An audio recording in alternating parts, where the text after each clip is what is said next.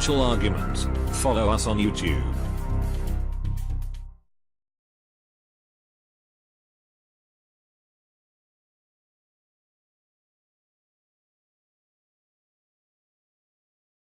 Yeah, well, I heard Trump is going to spend a couple weeks to fumigate the White House. That's true. Hey, I have pinpointed the exact date of the Obama recovery. It's January 20th, 2017. Hey, I want to make a comment. This is not intended as a joke at all. As preliminary, we're going to get rid of the gay man couple from the White House. Michelle Obama was born Michael LaVaughn Robinson, the son of a crack whore in Chicago.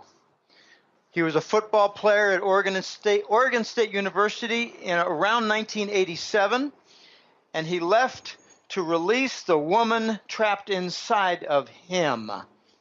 Got a picture of his hair club for men ID card. I have two clients from Chicago. One is a member of the Reverend Wright Church, where he knew Mike Robinson. Another one is a member of the bathhouse, and he knew the gay man, Barack Obama. Okay, that's preliminary. But let me just move on to Hillary. Did anybody notice that in August, before the Congress, when Hillary was defending the emails and the treason charges regarding Benghazi and much more, the ultra high security databases that were released or made available or not protected. Okay, in August, a haggard 70-year-old woman appeared before Congress. Does anybody have their wits about them to notice that in the debates, a woman appearing in her 40s was found opposite Donald Trump in the debates? Not only a woman appearing in her 40s, but no wrinkles in her face and 7 inches smaller on her waistline, or as my mother would call it, her haunch. Her haunches were 7 inches less. Does anybody have their wits available to notice that that was not Hillary? Well, she certainly aged after the election. No, that was the real Hillary again. They had a stand-in for the debates. And she read from a monitor. And even on that dinner after the day after the third debate, Donald Trump said at a dinner when they were both there, both Hillary and Trump were there at the dinner, he said, "The woman against whom I debated." Very careful choice of words. He knew it wasn't Hillary. You're talking about the Alfred Smith dinner. I believe so, yes. That was a riot. He did not refer to her as Hillary in the debate the night before, but rather the woman against whom I debated. He knew it wasn't Hillary. We're being played, Rick. I'm just sick of the staging. I mean, I've got a smart sister, and she said, "Jim, your opinions on Obama are just so crazy. They're married. Can't you see it? They have 2 kids." And I said, "You're a divorce attorney. Have you ever heard of adoption?" And they weren't even adopted. They were borrowed from a Moroccan couple. And that's on the internet now. And you can see the 2 kids, Sasha and whatever. And one kid looks just like the mother. One kid looks just like the father. I'm sick of this, Rick. We're being played. Do you think Barack and Michael will ever publicly out themselves and confess that they were the first same-sex couple in the White House? Only when their cover is completely blown, and then they'll pretend it was no big deal. It's getting blown right now. And where are all the pictures of Michelle Obama pregnant? Where are all the pictures of Barack and Michelle with 2 little girls. No, there are only 2 older girls all of a sudden. Well, one of my contacts from the church, the Reverend Wright Church, told me that Barack paid $25,000 for that beard. That's what they call it. He wanted to do something in public life, so he bought a wife who was gay, a gay man. It's called a beard, and he paid $25,000 to Reverend Wright for that introduction. And he was actually told, this is according to my client contact, he was actually told, Mike Robinson might not be suitable for you. He's very unstable and he's violent. Yeah, well, ask Senator Harry Reid, who almost lost his eye when they were all doing a very energetic gay sex party. And Harry Reid had his eyes on Barack from behind. Okay, that's enough. That's enough. Well, you know, Harry Reid's brother got beat up the same day. Yeah, well, when you're dealing with an ex-football player, middle linebacker at Oregon State University with giant shoulders, and notice that in the first 3 years, how shall I say, Michelle appeared to have no breasts. And then suddenly, she seems to have C cups. It has long been rumored that Reverend Jeremiah Wright was a gay matchmaker in the network of down low clubs. I don't doubt it, but No, seriously. Do you know? No, there's a network. There's a network called the Down Low Clubs that operate in black churches, and the gay pastors are matchmakers, and they find beards for gay men in their church and get them set up. So it looks like they have a normal marriage, and sometimes they're marrying them to women, but the main thing is to provide a cover for them to operate in normal society. Now, if you're trying to become a bank vice president or a hardware company vice president, you might have to introduce your wife at some kind of a company party just so they can make sure that this guy is on the up and up. That's what the beard is for. But there are 3 different separate events where Barack Obama referred to Michelle as Michael in front of hundreds of people. And they had one thing in common. It was after a long trip, and he might have been suffering from some jet lag. One of them was in front of the Joint Chiefs of Staff in an Annapolis, Maryland naval presentation. Another one was in the White House Rose Garden, where he thanked the press corps for all their cooperation during one of their numerous vacation trips. Okay, I'm just sick of all this. I'm sick of this. We're being played. We don't even know if Barack has had a double for many of his appearances, like for fundraisers. He spent more time at fundraising and playing golf than he has been at the office. I'm sick of this stuff. I'm almost afraid to ask you what you think of John Ping Pong Podesta.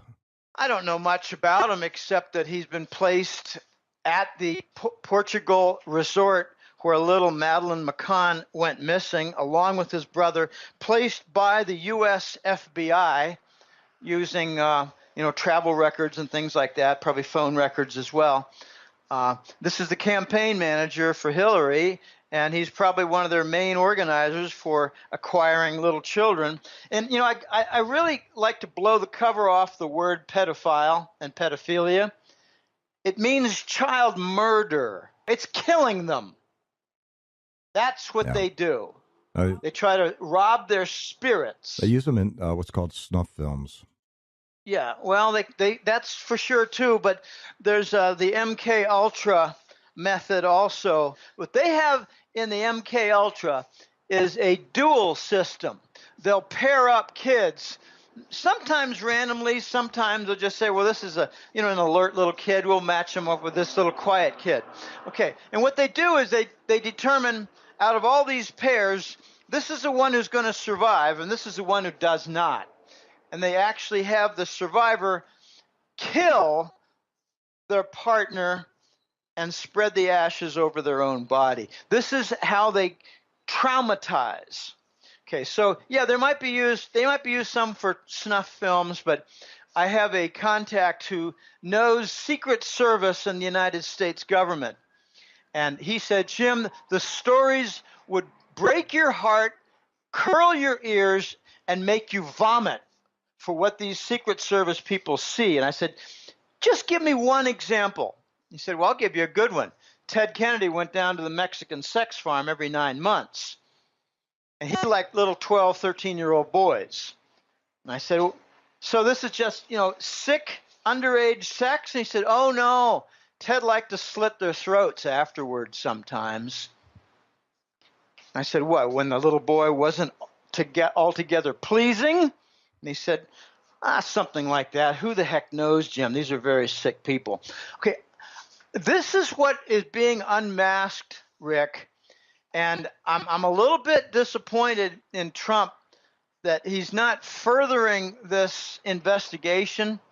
He's not furthering the publicity of it all. He's trying to walk away. Okay, I've got mixed feelings about this because I share your concerns about it. Is he walking away from it, or is he wisely waiting? He just got through the Electoral College. The next thing is the ratification by the House, led by the House Speaker, Paul Ryan, and then the swearing in on January 20th. Is he wisely waiting until he gets in place and actually is in the White House before he opens up this can of snakes? Could be. It could be. Rick, it could very well be, but I have a little bit more of a realistic, sanguine, and pessimistic view. Trump has talked about cleaning the swamp, but I think he's going to have one leg in the swamp at all times. Just take a look at his cabinet appointments, and you could make the same point there. Well, he might be appointing a Goldman Sachs scum for Treasury, but maybe he's biding time until certain things are done, and then he'll get rid of them, say, after 2 years, or replace them after the first term. Maybe. It could be. I'm not going to give him too much benefit of the doubt when I saw some of his picks. Some of his picks are not just suspect, but if you have Goldman Sachs running Treasury, you've got no change at all in the dollar. Of course, you can make the argument that, Trump is just making sure that there's going to be plenty of QE, easy money, in order to set up the $1 trillion in projects for infrastructure in the United States, which, by the way, will have a gigantic trickle-down positive effect. I mean, Rick, that would have 20 times, maybe 100 times the power of trickle-down compared to Obama's moronic stimulus plan that basically just put money in consumers' pockets, and it evaporated in 6 to 10 weeks. Jim, have you noticed that Goldman Sachs never maneuvers to have their man in agriculture or VA or HUD? I mean, well, I'm not sure they have any guys for that. I'm just saying, it's Treasury. They want Treasury. Treasury's powerful. That's where they fight it. Well, ever since 1992, when Robert Rubin was assigned at Treasury, but there was someone before that. It was I think his name was Michael Regan in the Reagan administration, Regan. I think Michael Regan was a Goldman Sachs or a Wall Street animal, put it that way. And he changed to become chief of staff. I remember that very clearly, but I'm not real clear on where he came from. But I remember that there was a lot of talk in the Reagan administration. Oh my gosh, Reagan assigned a Wall Street guy to be Treasury head. And that was the big news item. And it was Regan, not Reagan, but Regan in the Reagan administration. Okay, so, they're running the Treasury Department. They're ransacking all the machinery for whatever they can get on insider trading. I mean, I'd love to know the record of losses for Goldman Sachs trades when it had to do with anything related to the government in the United States. I don't think they have any losses I think they've got about a 500 streak event of positive gains. In other words, they tipped themselves off, and they just take a look. They probably had, call options on the TNX for the big rise in the 10-year yield. They probably made a ton of money on that. By the way, I got a little opinion that came from Euroraj that you might find interesting, Rick. Mm-hmm. Okay, the treasury bonds have risen in yield. And some people are saying, oh, my gosh, I guess it means that Trump's going to add to the deficit. And Obama didn't? What kind of argument is that? Doesn't make any sense at all. No, it has to do with something a little bit deeper. Euroraj said, Jim, I did a kind of a tour of several guys very well connected in Europe. And here's what I learned from my London and Europe connections. The treasury bond yield didn't offer the Japanese a sufficient differential to do arbitrage. In other words, the carry trade in reverse. They'd borrow their own money. Actually, it's kind of funny and ridiculous. They'd borrow their own money and get paid for it because they have negative interest rate. And then they'd go invest in the 10-year yield, 10-year bond with the United States government, and they'd earn the VIG as the difference. Well, the Japanese made a threat, apparently, a few months ago. They told the U.S., we own $1 trillion in your debt, and we want the VIG to be different. We want a higher yield on the 10-year because we're playing it against our own Japanese government debt, and we can manage the currency differences with, hedging. That's pretty easy, especially when we know the direction it's going. The yen is falling in value, which offsets their gain. They can manage that. That's simple. You make that zero risk. You know exactly what your investment is in dollar terms, and you have exactly that in the dollar versus yen and in your futures contract to hedge against it. So the Japanese threatened, look, you're going through hell right now with the Chinese dumping your treasury bonds. You don't want us in Japan to dump our treasury bonds because we got another trillion. And now you actually have the Japanese a little bit higher in their bond holdings. I think it's 1.113 trillion, and the Chinese are much closer to 1.00 trillion. So the Japanese said, you don't want a second Asian country to dump your treasuries. How about you work out on your Department of Treasury very handy-dandy exchange stabilization fund, that multi-trillion-dollar fund. Give us a little bit bigger yield. So since July, it's gone from 1.7 or so to about 2.3. And the chart looks really dangerous here, Rick. I think it's going to move toward 3% in the first several months of next year. So that's the little justification for the higher yield. It's not from, there's more supply on U.S. government debt. What a dumb argument that is. Obama has increased, the Obama 2 administrations have increased the debt, I think something like $7 or $8 trillion.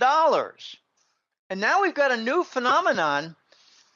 We had a 1.3 or $1.4 trillion deficit last year, the fiscal year, for the U.S. government, and we're on track for over $2 trillion this year. But, we have a sluggish recovery, which in my opinion is the fascist economic garbage. They can't say we have a recession that's vicious. It's getting worse. It's getting worse, and I have my own little methods for telling that it's getting worse from my business and a couple of clients and colleagues who report to me their business, and a carpenter friend in Philadelphia. Lots and lots of different pieces of information. What's happening with car loans and home mortgages? Well, we have something like a 45 basis point rise in the 30-year mortgage just in the last few months. How do you think that's going to hit the U.S. housing market?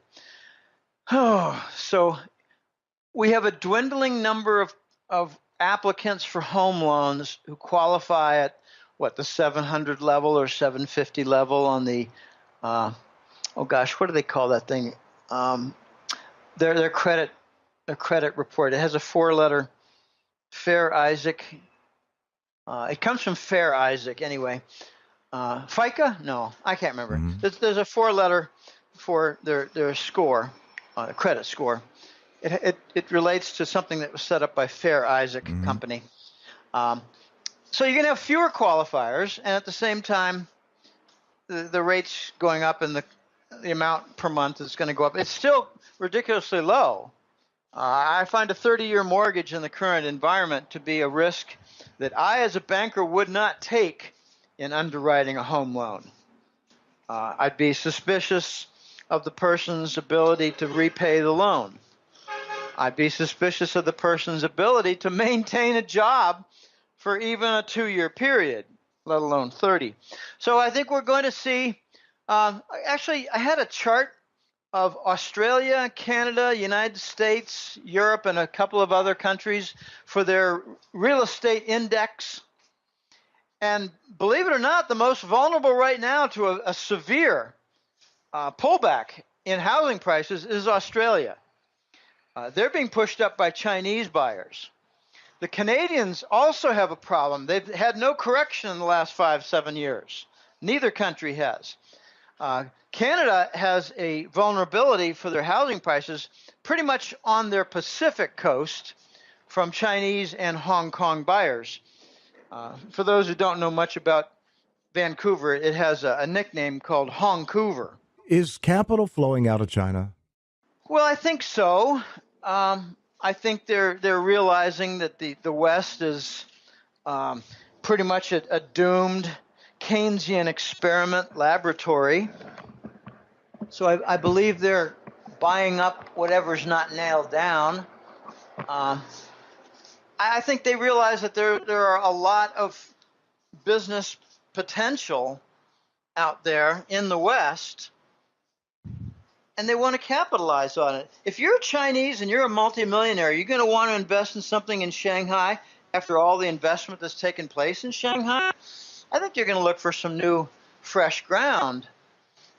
Maybe look to buy a property in Auckland, New Zealand, or Brisbane, Australia, or Texas.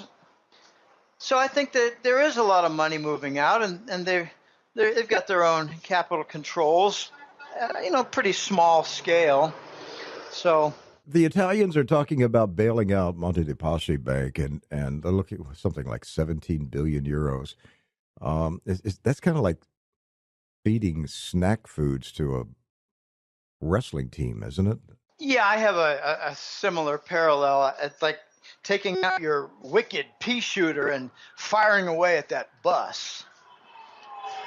It's not going to stop a thing. I've made it quite clear that they need a $100 billion patch just to start things off, and then they need to repeat it at least 2 or 3 times. And they got to cover some of their own sovereign debt. Where does Italy get that kind of money? They don't. They're going to have to get off the euro currency and print it, or else they're going to lose control of their own banking system to foreigners. All right, so there's going to be an Italian exit from the EU. So that means bringing back the lira. I'm pretty sure it's going to happen, Rick, and I think it's going to come only after a great deal of nasty debate, maybe a couple murders, and more. Just look at it this way. Italy watched what happened in Greece. They saw the austerity budget forced upon them by the IMF, the German bankers, the EU Commission, those three. Even the Euro Central Bank got involved. So everyone with power financially forced it on the Greek government. Reduce your budgets. Okay, so they had massive unemployment. Then the German banks came in and basically grabbed all the assets they could. You could call it asset seizure. You could also call it rape and pillage of the Greek assets and their system. Okay, Italy decided, I think, a while ago, we're not going to let that happen to our country. And there's only one way you can prevent that from happening to your country, Rick, apart from growing your way out of it, which they're not about to do, and that is to issue money and cover their own banking system and say, screw you to the northern bankers. But they cannot issue that kind of money unless they're in charge of their own money. And that means they have to get rid of the euro. When you say exit the euro, you got to be careful. It's exit the union or exit the common euro currency system. Exit the common euro or exit the union. I think they're going to exit the common euro currency system and be forced out of the union. And then they're going to see a lot of other countries do the same. The French are another group that have a lot of national pride. I don't think they like the euro. They want to discount it. You cannot get stimulus in these pigs nations plus France. France looks just like the pigs nations, except they own a lot of the debt for the pigs nations of Portugal, Italy, Spain, and Greece. Okay, you cannot continue in this way without a stimulus of real type. And countries that are beset by debt, who cannot get off the ground, devalue their currency and move forward. We're going to see a gigantic devaluation in the pigs nations. It's going to start, I think, with Italy and move immediately to Greece. Then you get Portugal and Spain. I'm talking about a 30% devaluation out of the gate and probably another 30% shortly after that.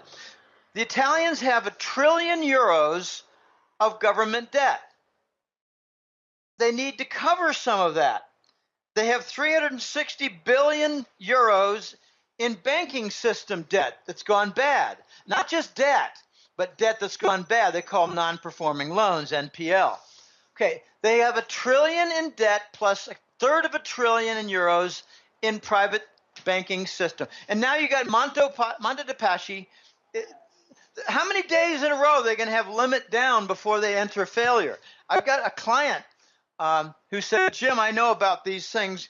Goldman Sachs will just come up with a huge amount of money, and it'll have a source of the Euro Central Bank, and they'll find a way to have it devoted pretty much to the European banking system, the ones that are teetering, and the problem will go away for a couple months. They don't want the global currency reset to happen on an Italian event.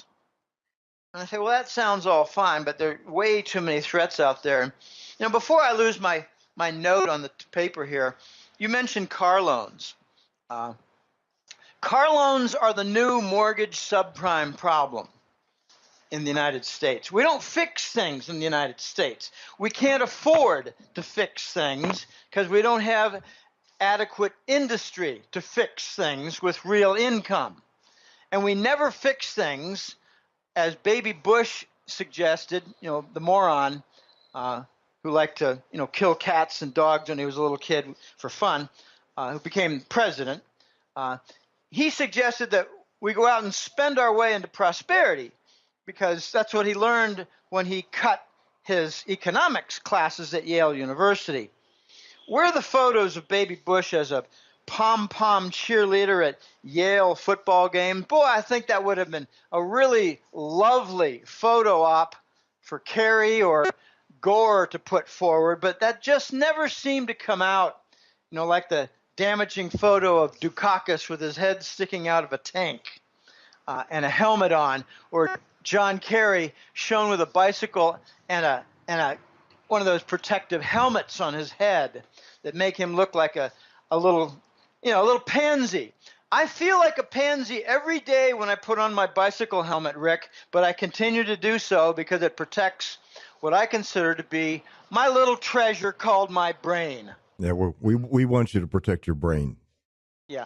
Anyway, the car loans are being shoved into asset-backed mortgages all through the United States in their bond industry. They're rotten tranches, and here's how rotten they are. You go out and you get a car loan nowadays, and they give you a 6, 7, or 8-year loan and a very low rate, so that in your first year, like when you drive it home, you're immediately negative equity. You take that 20% reduction from depreciation in your first year. $20,000 car is now worth $16,000 because you drove it home. You're in negative ground on your car loan because you've got extended terms, small payments, almost nothing going to principal in the first year, and a very low interest rate.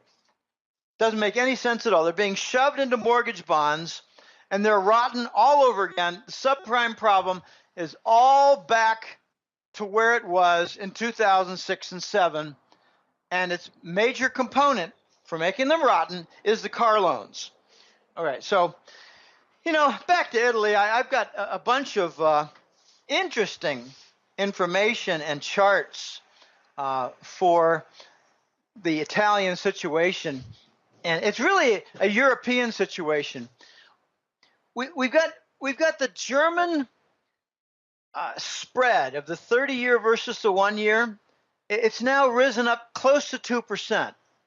It was down at 1% just 6 or 8 months ago. We've got the Italian sovereign bond. This is laughable stuff. Its interest rate for the bond is lower than the United States. Well, why is that? Do they have maybe a better debt ratio versus their GDP? No, they're at 132%. The U.S. is a little bit over 100. The bad loans for the Italian banking system are something like 360 billion euros. The next closest country is half that, at France, about 165 billion euros. And then you have Spain at about 150 billion euros.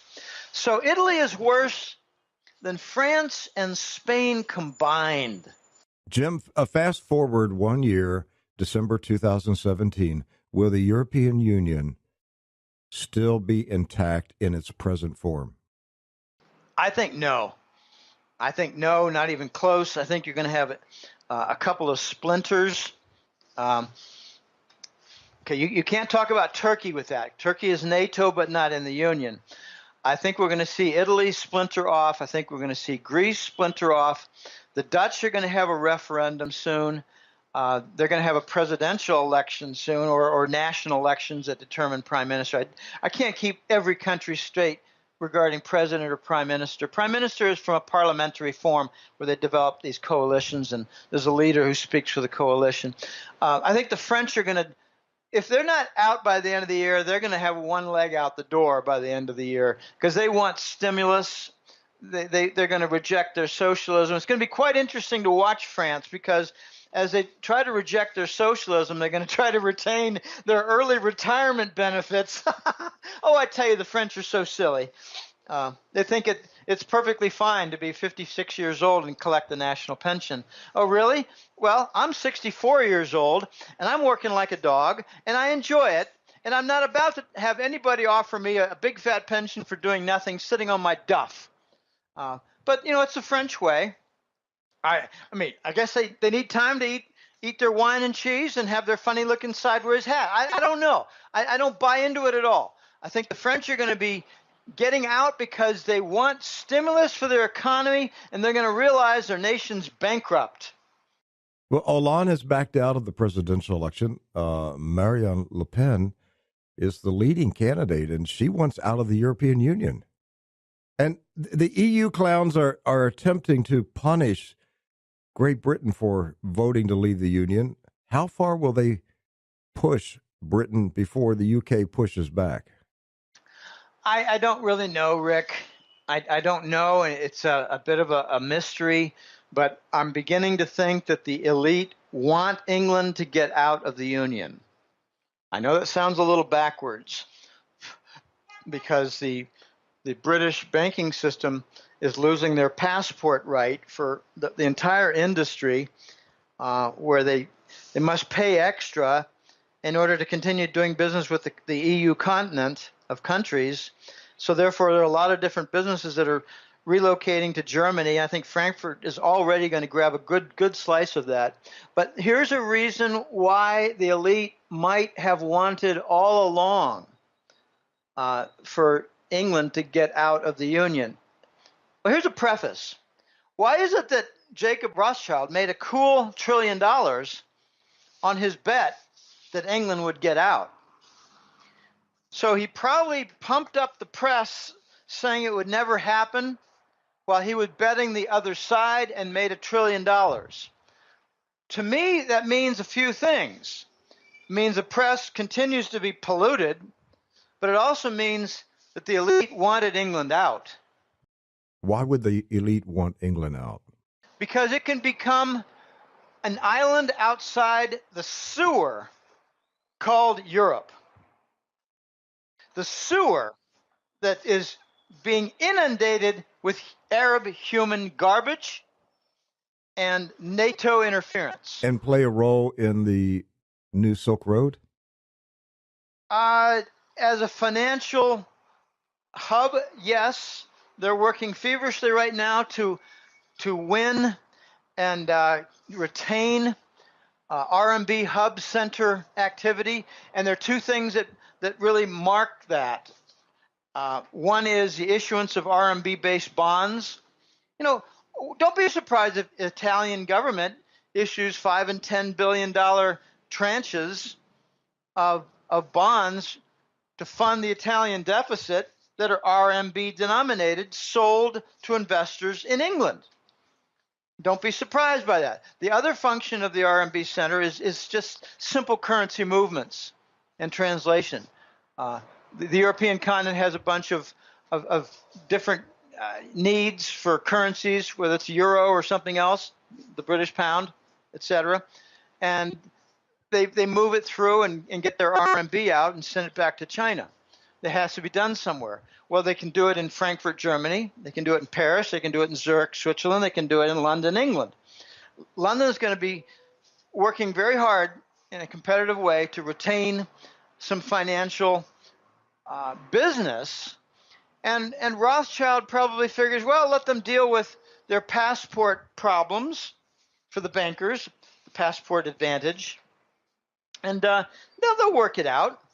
It's not going to be all that simple, but I think, you know, it's along the lines of George Orwell. Only if England separates itself from the European Union can they remain masters of Oceania. They don't want to get bogged down by Europe. They don't want the European Commission, the unelected fascists, to tell England what to do. They're done with that. No, they want some independence, and they're going to get it. But it comes at a price of the passport issue and the banking industry. I think Great Britain should just remind Brussels that England has nuclear-armed Trident submarines. I'd say stop it. I have enough of this craziness coming out of Brussels. We voted to leave. Shut up. We're out. Well, that sounds pretty nice and simple and a lot of chest pounding there. But I think the Belgians might say, you know, we're going to deny you access to little boys and little girls for your pedophilia. And then that would hit hard at the elite of Great Britain. Hey, what is all this talk going on in India about its rapid movement toward a cashless society and the Indian government's attack on gold? You know, to be honest, Rick, I followed this a little bit, but whenever I hear cashless, my mind goes blank. I think it's one of the dumbest initiatives ever to come out of the Western elite. The second dumbest is negative interest rates. If you're offered negative interest rate, you think immediately about moving your money out of the banking system and into something that pays a yield and offers you something for the future in the way of a gain. If there's a cashless requirement, I think you exit the country. What's going on in India, I believe, right now is the suicide of Prime Minister Modi. He was probably given some orders by London, and I don't know what incentive, whether it's profit or we just won't kill you next week. But I think Modi was told, we need you to cooperate. The Bank for International Settlements needs some progress, and we want something coming from these Indian temples And all that gold, it's somewhere between 15 and 20,000 tons. I asked my smartest Indian contacts, and they say it's around 17 or 18,000 tons of gold combined for the temples and the households. Okay, that's a lot of bars of gold. They wanted to monetize it. A year ago, the big story in India was take your bar of gold, take it to the bank, exchange it for a CD, a certificate of deposit, earn some interest on your money, because when it's sitting at home, it's not earning anything. And the Indians are too smart. They didn't fall for it. They don't trust the Western paper. Okay, hand over your gold and don't worry. When the 2-year certificate is up, you can get your gold back. Yeah, don't worry. Well, they do worry, and they didn't trust them, so they didn't really do that. They didn't participate in those programs much. Okay, so now we're in phase 2, eliminating high note cash. It's getting very complicated. And Euroraj, on my team of colleagues, comes from that corner. He follows 3 countries very closely: India, Turkey, and Iran. And he said, Jim, here's my quick 2 cents on what's happening in India. The Pakistanis are using a lot of high denomination counterfeit bills, moving them across and buying a lot of weapons and blowing things up terrorist style. So the Indian government decided the best way to stop that is to, obviously work hard on the arms sales, like rocket launchers and grenades and whatever. But they also decided, let's go after the big bills for the currency, because that's almost exclusively what they were buying with, using the big currency to buy the weapons and using that to blow things up in India. Okay, for those who don't understand, Pakistan and India have religious differences, Hindu versus Muslim. Pakistanis are Muslim. Very complicated, but what I'm hearing now, that we've been in this for over a month, is that several industries, the jewelry, leather, a number of other industries, are all really flat on their backs with big declines in activity economically. There are millions of people moving back to their little native villages, disgruntled. There are lots and lots of wealthy people who are out a lot of money because of the bill confiscation, and they're trying to offset that with a different movement to exchange for other currency in the banks, and that might be successful to some extent, but they've rendered way too much damage to their economy, and I think Modi is going to get thrown out of office or put into a funeral pyre. One of the two. I don't know which. I don't really care. But he's committed suicide, not suicide politically. He's committed suicide. You just haven't read yet about his death. Hey, Jim, what's this talk about Dubai imploding?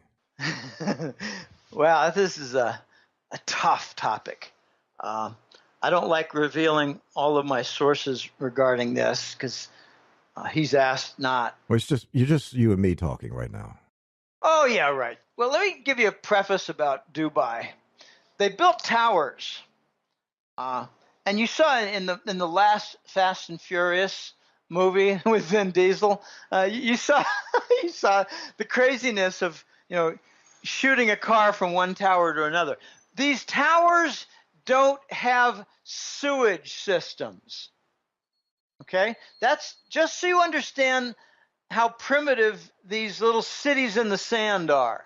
They don't have sewage, plumbing, tubing, and treatment centers.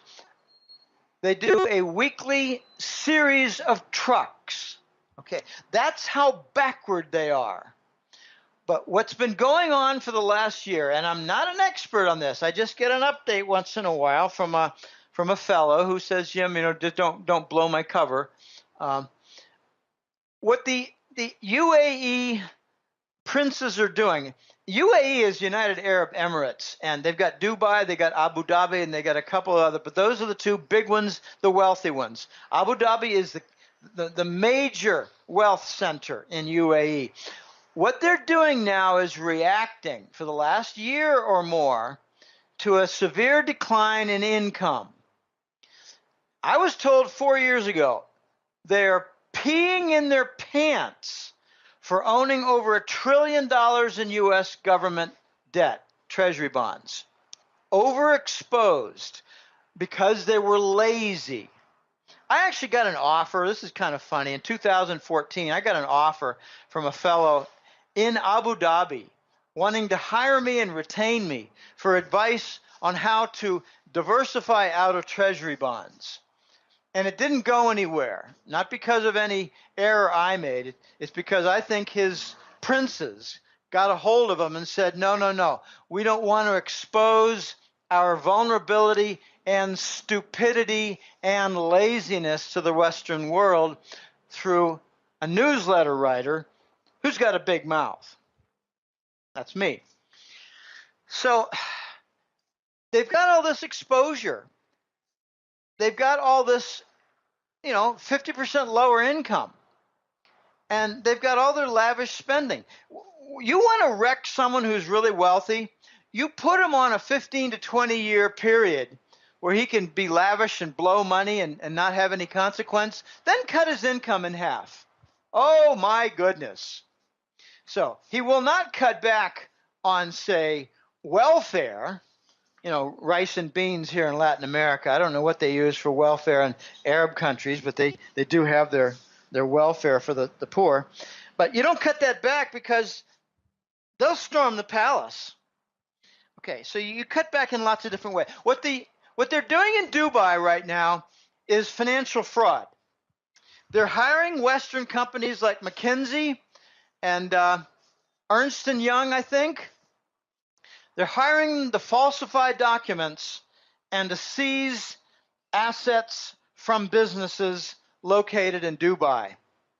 But what they're basically saying is, we want you to leave, but your money to stay behind. You have 100 different banks shut down in the last 2 years in Dubai. It's not a friendly place to do business. You have stories of Saudi Arabia where they're not paying the Western contractors. And the contractors and their families are stranded in the desert cities. And much the same is happening in the UAE, but they're doing something much worse in the UAE. They're falsifying documents and stealing assets. Well, my next question is the Saudis. How will Donald Trump deal with the Saudis? I'm not really sure, Rick, because I don't know. I don't know his main fundamental beliefs regarding Saudi. I really don't. We know that he is going to be tough on Islamic terrorism. And if Donald Trump concludes that it's the Saudis that are financing the vast amount of Islamic terrorism, I think he will come to the only conclusion that any sane person can do, and that is you got to strike at the Saudis. Well, there are three groups that are all wealthy in the Arab oil monarchy region that are funding ISIS. It's not just Saudi, it's Qatar and UAE. It's going to be interesting to watch. I don't know how it's going to turn out, and here's why. He has made statements that he wants to end the terrorism. He wants to clean up ISIS. But I don't know that he's going to go after the origin of ISIS, which is in Langley and the U.S. government. Do you? Okay, let me bring this up. Is the CIA running a disinformation campaign to undermine President-elect Trump before he enters the White House? I don't know. I don't really entertain questions like that. I don't know. Okay, we'll move on. I believe. Let me try a little bit more though. I don't know, but I do have quite some certainty that the press networks have been engaged in smearing and lying about Trump for the longest time. And I believe the ties between the executive offices and Langley are tight. I've been watching this. ISIS issue with regard to Trump for some time now. I noticed that there were two flips with Trump during the primaries, like very near the April Super Tuesday. He used to say things like, before the Super Tuesday, he used to say things like, we need to clean up ISIS. We need to make sure that it doesn't come to our soil. We need to clean it up, find its origin, kick it out, destroy it at its root. And then afterwards, he started talking more about ISIS as a foreign terrorist initiative that was really with its basis in the Arab world. And it looked to me like he was trying to distance himself from any acknowledgement that it was a Langley baby. There's a second flip that I noticed. He said way back when he started the presidential run, we need to cut back the U.S. military budget. It's ridiculous. It's like half our deficit, almost half our deficit, and we don't really get the economic benefit from it. It's bankrupting our country. And then after the Super Tuesday, it was more like, well, we need the strongest military in the world so no one will even dare think about attacking us. Okay, you got to remember, the U.S. defense industry is a $1 trillion industry that relies on inertia and continued war. This is where I think Trump is going to sell out. All right, let me throw this out to you, Jim. He has front-end loaded his cabinet with 4 or 5 retired U.S. generals. Is he stacking the cabinet with retired generals in preparation of a confrontation with the CIA? Possibly, yes. I thought you were going to ask in a different form. But yes, first of all, I think the generals constitute a civilian coup d'etat. All right, you want to elaborate on that one? There have been a lot of talk in the last year or two about how the military and all the dismissed generals and admirals, 500 of them, have been organizing in a movement called America First. They've had regular meetings in Idaho. Are you talking about General Paul Valley? I don't know which generals. He's the leader of it, America's First, yeah. Okay, well, America First has a goal of reinstituting the U.S. Constitution, yes, and dumping the Patriot Act. In other words, going back to the Republic and getting rid of the fascist state. Yes, absolutely. Okay, so I think what we're seeing here is partly that effect in the form of a private coup. There's more to this. I think Trump had to make a deal with 2 very powerful groups in order to win the White House. The first one was the call it Pentagon/Langley White Hat. The good guys in the Pentagon, the good guys in Langley who want to see our nation restored to greatness and who have seen the Bush family and the neocon bankers wreck it all. Okay. The second group that I think Trump had to make a deal with is the Wall Street bankers. The ones who have all the dollar connections and the machinery, like for the treasury bonds, in place and working and keeping things moving so that tomorrow we don't have a complete wreckage of our economy from simple currency problems and bond problems. All right, so we made a deal with, let's just call it the military side and the banking side. What kind of deal did he make? Make sure I don't get killed by the Hillary fascists, the Clinton, Bush, Hillary faction of fascists. Protect my back. And I'll make a deal with Goldman Sachs. You can continue their game, but we need to move toward the gold standard. And we're going to let you manage this unbelievable nightmare crisis. But since you caused it, we want you to manage the transition. And don't forget the condition. Make sure I don't get shot. So the bankers and the military have been protecting his back. And a Goldman Sachs guy named Mnuchin was the #1 fellow for fundraising for the Trump campaign. Trump did not finance his own campaign. I'm sure he used some of his own money, but I don't think he financed even a large percentage. I would guess that it was way under 20%. And a lot of the fascist neocons, and you know, you're starting to see the element of the fascist neocons. They cut across parties. I've had this argument with my brother many times. He said, Jim, neocons Republican. I like the Democrats. I like Obama. He's from my district. I said, John, you're an idiot. You're Phi Beta Kappa, economics and political science. You don't know anything about money, and you don't know anything about fascism. All you know is stuff you learned in a book, and it's all very, very neat and clean, but it does not apply to this real world because the fascist neocons are both Democrat and Republican, and you're so slow, you're so dumb, you didn't realize that the State Department from the Bush II administration is basically the same people in the Obama State Department, and their little pet project was called Ukraine. Where have you been? And he said, well, I don't know about all that. All right, Jim, as we're down to about 2 minutes here. So Barack Obama on a Friday made a threat here in December. He made a threat that the U.S. would strike Russia at a time of its choosing and a way of its choosing. That was on a Friday. He made this comment on NPR, on National Public Radio, and actually the story came out Thursday night. On the following Monday, 2 high-level Russian diplomats were assassinated. Is there a connection?